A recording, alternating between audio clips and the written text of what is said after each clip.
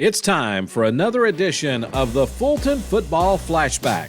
We're going to go back to 2003, the TSSAA Class 3A Semifinals between Fulton and Macon County on Bob Black Field. It was an ugly night for high school football, a muddy track, but the Fulton Falcons were able to get on the board first on a 1-yard touchdown run by Jam Fine.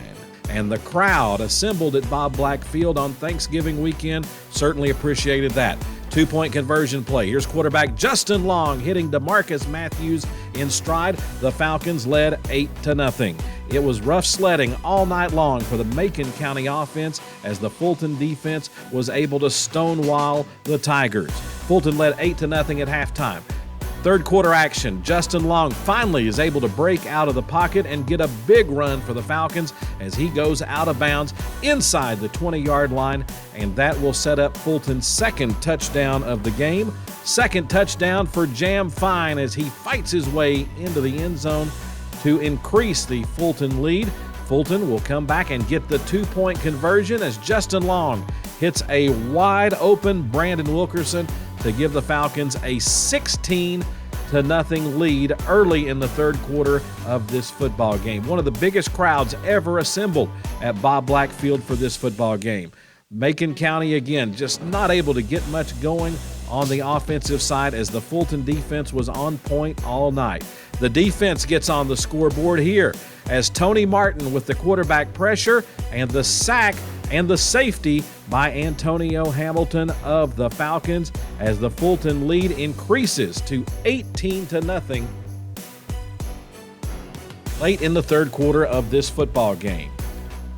As we get ready to start the fourth quarter, Fulton offensive coordinator Rob Black talks to his offense. A big drive for the Falcons as they are facing a 3rd and goal situation, and Justin Long sneaks it into the end zone for the touchdown as the Falcons increase their lead to 24-0.